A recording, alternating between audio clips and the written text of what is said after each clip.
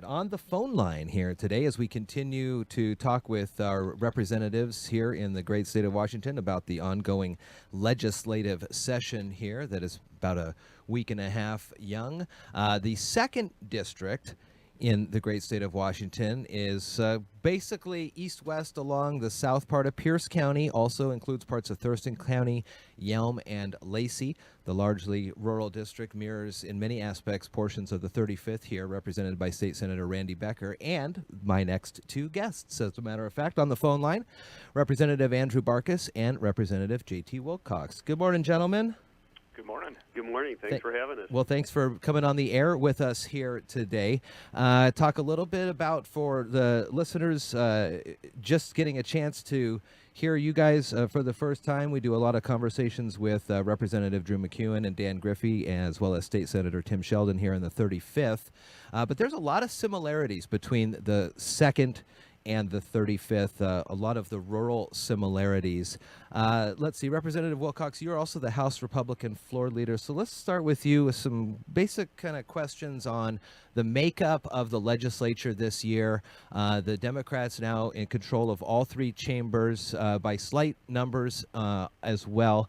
Do you get a sense that you're going to be able to not only provide guidance for the residents of the 2nd who you represent, but also the GOP in the House and across the state to make sure your guys' and gals' voices are heard? Well, absolutely. And, nobody votes for us because they want us to roll over and surrender just because we're in a slight minority. And we're going to work hard on the rural way of life, small town and rural economy. And it is very tight in the House here. It's 50 Democrats, 48 Republicans, and there's still a tiny handful of rural Democrats left, and we can create some alliances in some issues, and we're going to work hard to do that. And then when there are bills that come up that are Seattle-centric and actually damage the rural economy, we're going to fight hard, and we're good at this. And we will be successful in killing some of those bad things. However, I also know from my years of experience here that in a minority situation, we are going to see bills that are rammed through that are going to be great for people in urban areas and often at the expense of people in small towns and rural areas. When I talk with Representative McEwen specifically on the capital budget and that kind of being held up while the Hirst's fix decisions are kind of being worked out through the legislature, what are some of the ways that you think you can grab a couple of those rural Democrats, I know there is a handful of them, to stick with some of the main aspects with what you guys in the GOP are pushing or wanting to get through? Well, the way that longtime Speaker Frank Chop has run his caucus, and he is probably the most successful politician that Washington State has ever produced. He's been Speaker since, I think, 1999. The way that he runs his caucus is uses something called the Hastert Rule in most cases, which means that he will not bring something to the floor unless he can pass it with the votes from just his caucus. And when he has just a bare majority, that limits things a little bit. So when we can convince a member or two of his that we're going to be solidly against a bill and they have reservations, you may not ever see that expressed on the floor, but you will see a bill being modified or not come to the floor for final passage at all if we have great rural solidarity. It doesn't happen all the time. The rule is that the Democrats do a great job of sticking together, and the progressives are generally able to bludgeon the less progressive members into following along. But in a few select cases, I think what really happens is you don't see a bill come to the floor. And that's a victory for us in many cases as well. It's because we have solidarity. That's the secret of being a successful minority. You have a group that works as a team and won't allow themselves to be peeled off. And I know that I've been hearing a lot about that Hastert rule as well in D.C. That's not like, it's not an official rule, that's more of a face-saving measure. Is that kind of what we can agree on there? Well, I think it's a caucus management measure. Again, for the majority, when they've got this tiny little margin, they have to work as a team too, and so it's designed to create a situation where nobody in the caucus gets too offended. You know, in the House Republican caucus, we feel a little bit differently. We've been told that we've got the broadest range of ideologies of any caucus on the Hill, and in fact, a recent poll showed that we're the most respected caucus on the Hill as well.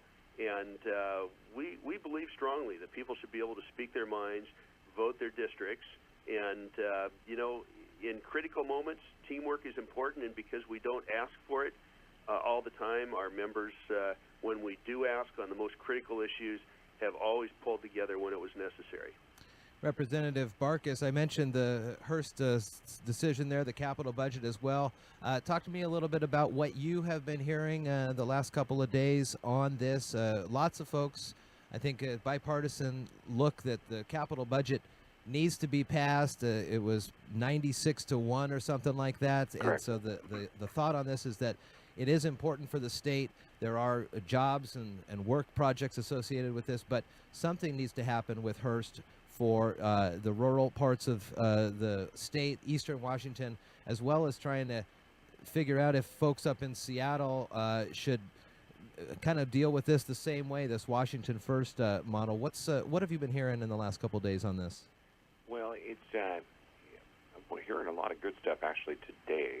We're hoping to have some new information presented. As we got in this morning, the emails were flooded with some possibilities that we'll be discussing today and moving forward. But, you know, it's a great reflection of what J.T. was saying about how we work. And, you know, being in the minority, and here we are into late second week, third week, and this is still at the forefront. This is still a discussion that's happening, and that is reflective of the work that we're doing and our caucus is doing to make sure that this issue does not go away and that these issues are addressed that do have that impact in the rural economy.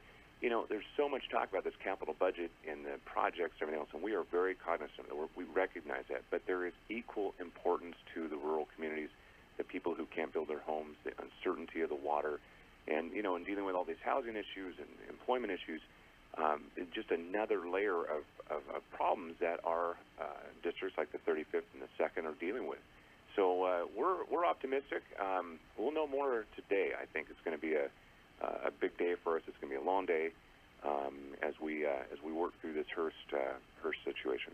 I see that you have introduced House Bill 2649, enhancing wildlife recreational opportunities for persons with disabilities. Correct. Talk to me about the reasonings behind this and how our state currently sits for folks with disabilities to enjoy our rec opportunities. Well, you know, our state actually does a really good job when it comes to providing for access for hunting and fishing for those with disabilities. And, you know, this really came out of a constituent last year that contacted me in our office, who Kate Gintner is her name, and she is a avid fisher and hunter and permanently disabled, and she was having issues in getting her licensing.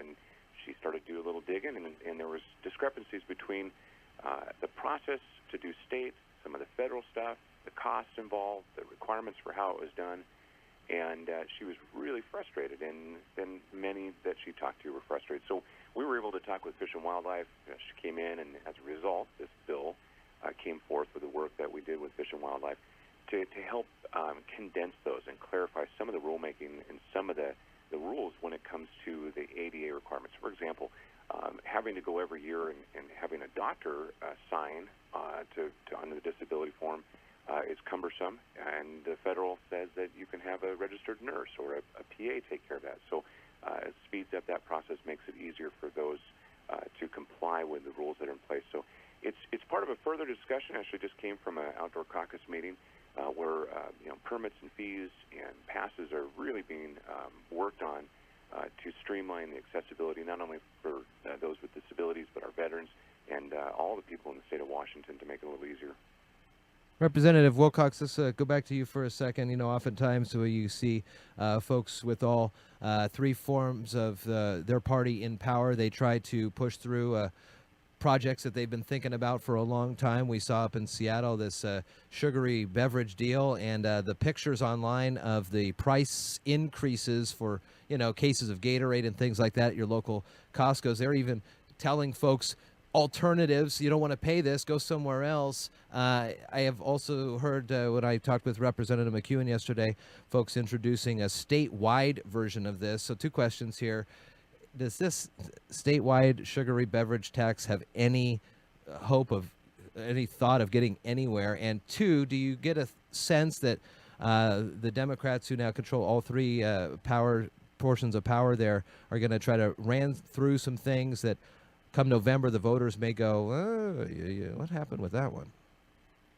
Well, first of all, I don't really think HB 1975, the statewide sugar tax, I don't think that that's going to go this session, but I think if they're able to stick it in Seattle, that absolutely they will try to go statewide. There is no greater desire to rule our lives than exists among some, not all, some members of the public health community, and we should support public health, but we're not here to tell people what they can eat and drink, as long as it's not some harmful psychotic drug.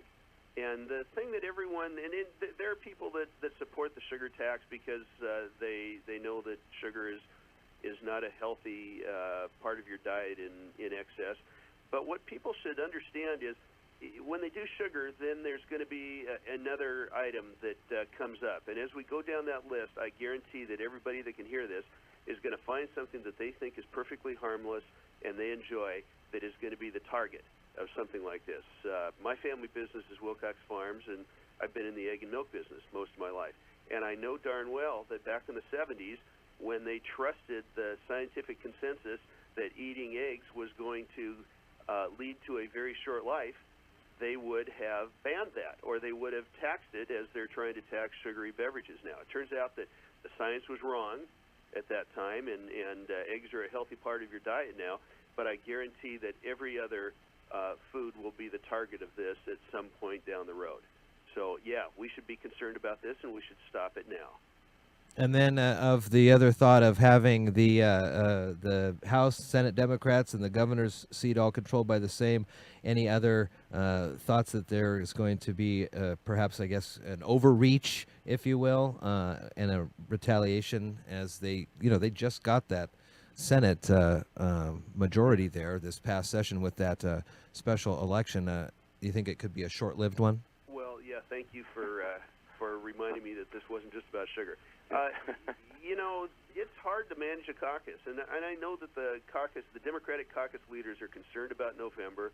They feel like the wind's at their back. We'll see what'll happen in the event, and they are trying to tamp down the crazy.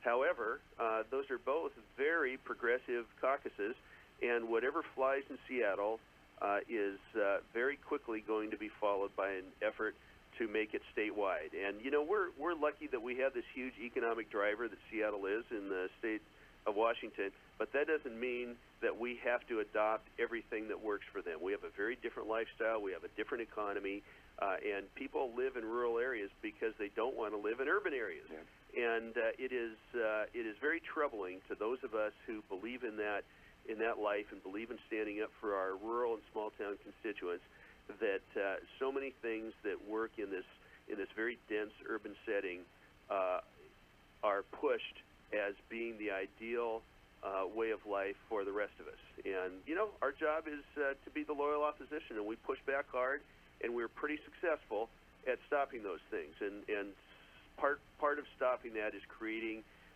alarm among the majority party that if they push these crazy things like a Seattle sugar tax, they're going to lose elections. Yeah.